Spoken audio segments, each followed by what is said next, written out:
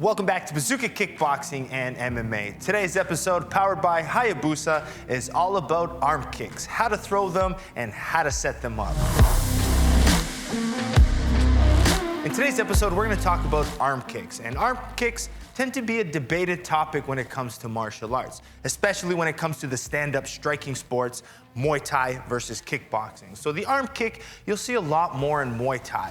The kick fighting is a little bit more prevalent. You see more front kicks and round kicks, clinching, kneeing, versus kickboxing, which you have a little bit more of the hands, right? So usually when a kickboxer transitions over to a Muay Thai or is fighting a Muay Thai guy, he's more worried about those arm kicks, where the Muay Thai fighter is worried about the boxing of the kickboxer. So one of the big fights that you can watch when it comes to kickboxing is Robin van Roosmalen versus Sidichai. They had great battles that really had to come down to the arm kick. And do they score and do they not score? So when you're watching a Muay Thai fight, usually they tend to score in Muay Thai, where in kickboxing, they would almost count it more like a block. So how do you block an arm kick is with your forearms, right? So this is where the debated topic comes in. So should you still use it? Is it a good strategy? So even if you're a kickboxer, I'm in the belief that yes, it's a great thing to have to your arsenal. And even when it comes to mixed martial arts, it's just, even body kicks itself aren't really thrown a lot. Maybe the catching, the takedown, but maybe it's just not. I think the experience in martial arts comes when you start kicking the body. Too many people are scared of elbows getting into the way. And you would think, why would I kick forearms and gonna hurt my shin, but not their forearm, right? So there's a lot of big confusion around it, but you have to think, the little arms of the forearm versus the big bone of the tibia, so the kicker does have an advantage. Another fight that you can think of was Simon Marcus versus Dustin Jacoby when it comes to glory, where Simon was able to use his round kicks to break the forearm. So you can see why you would want to throw the arm kick. So what is the purpose of the arm kick, right? So the purpose is to create damage. And eventually, if you keep kicking the arms, what happens is it starts wearing them down and they start getting welts and they become heavy and harder to throw. But what it also does is it keeps the opponent's arms pinned. And I think this is where and why you'll see a Muay Thai fighter use it a lot more. They want to shut down the boxing, like I mentioned, right? So by kicking the arms, usually fighters have to keep their arms in to block the kick. If you block with one forearm versus a round kick, that's how you break the arm. So if the round kick comes and you try to block it one way, your forearm is almost guaranteed to break. If you think about some of the big left kickers or the big round kickers in Muay Thai, the Sidichais, the Yotsin Klais, the Petrosians, if you block any of their round kicks like that, your forearm's gonna break. So you have to block with two arms. Or if you go to punch and then the arm kick comes, it stops the puncher from throwing his punches. So that's one of the strategies kick fighters use. Arm kicks, kick the arms, kick the body to keep the boxer from throwing. So that is a good strategy to stop the boxer, plus create the damage. And ultimately, they're setting up level changes. And this is where you can get big knockouts. So if you're constantly kicking the arm, and then your opponent's gonna anticipate that level constantly happening. Blocking, blocking, blocking. So now it's gonna create the level change to hit the leg, to kick the back leg, you can kick the head. So establishing the arm kick is just gonna help you set up other levels of kicking. Okay, so now let's get into the details of how to throw this round kick. So when attacking the body, you have to think about it like a jab, I always say, because I think jab is the one weapon that people think about varying it the most. You have up jabs, probing jabs, single jabs, off-tempo jab, different rhythms, head movement. So you can vary the jab so much. But the same thing can be applied to your kicks and the body kicks. So how you throw them will determine if you're gonna kick the arm or the body.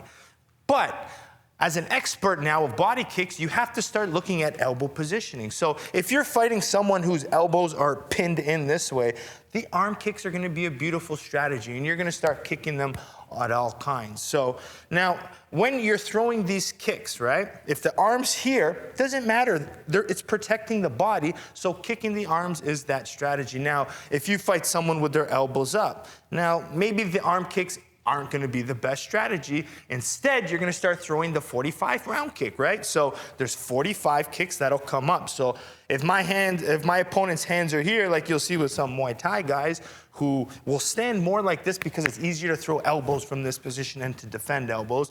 This is why the out elbows. And two, they're very good at catching kicks. So that's another thing you have to be careful of. But if you're going to do it from a basic standpoint, if the elbows are up, you're throwing those 45 kicks just to get under the arm and you're not hitting the elbow. Then what's going to happen? As soon as you kick underneath, the elbows come down. Now you can start throwing those round kicks, right, which are rounder, and start kicking the arm. So you can see now how you can start playing with the angles of your kick, ultimately to kick the body or the forearm, right? If you're doing shovel punches versus round, same thing. If I'm shovel punching, the elbows come in, I punch round. When I punch round, the elbows come out, I punch in now, right? So you're playing with in versus out style to confuse your opponent, all right? So that is one thing you have to think about. Now, the other thing, like I mentioned before, it really helps you set up level change. And I think this is where you get the big knockouts from. Another example, since I've been on this glory example tip for this video, is Pechpanamurung Kiatmukau, one of the featherweight champions of glory. And what he does is he throws the round kick so hard to the body that and doesn't set up basically the head kick. You have no idea where it's coming. So if I'm the person taking it, you think he's setting up the round kick again, then next thing you know, the head kick goes upstairs. And that's how ultimately he got his knockouts. If you look at my career, a lot of them were stemmed off of low kicks, and that's how I created my level change in my offense. But the arm kick is the same type of strategy, okay? So quick recap, the arm kick is a valuable weapon, all right? There's things to be careful of, obviously, getting caught with it, or if your opponent kind of is good at catching, sweeping, dumping, and it can be very difficult. Or if you're not really trained and your shins are really weak, you don't have that confidence to just whip your shins. So this strategy tends to be used by those with more experience, all right? Because if you're a beginner, even blocking, people think it's crazy that how do you block a low kick with the shin, right? So same thing, when you're blocking big, heavy round kicks, you have to use your forearm. But if I'm blocking with two arms now, I can be able to this point now, out of position, I can't throw anything, so the arm kick is slowing me down unless I build counters with those Dutch style attacking. But that's something you need to practice. So yes, the arm kick is very valuable, can do a lot of damage, right? When I'm throwing them, I can really focus. Sometimes I'll even kick with more of a bent leg and try to get the forearm, right? The radius would be a nice shot to attack, right? The ulna and these little forearms here, very easy to attack both. Or even kicking the shoulder. Eventually, if you keep damaging the shoulder or kicking the elbow just on top of the elbow, there's damage happening, builds up, sets up the level change, stops your opponent offense. So a lot of good, valuable attacks off the arm kick. But if you're only focusing on the arm kick and there's nothing happening, right? I feel that you do need to use it as a setup to find other attacks. 45 kick, round kick, in versus out, so many different ways to set it up. But I feel as a whole, we need to see more body kicks and arm kicks in all combat sports. All right, hope you enjoyed today's episode. Make sure you keep liking and subscribing to Bazooka Kickboxing and MMA. Make sure you support the channel sponsor, going to Hayabusa Fight to check out all of their gear. We have Perfect Sports Nutrition, description and below to get 20% off using the code Bazooka20.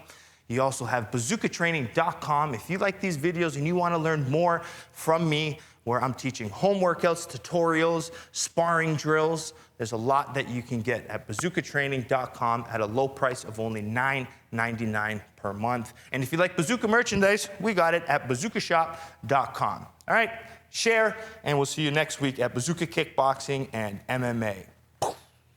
Over 1 year in lockdown, an empty gym, a divided community, many questions unanswered. They're doing the best they can, trying to save their business. But on one man's 36th birthday, he decided to fight back.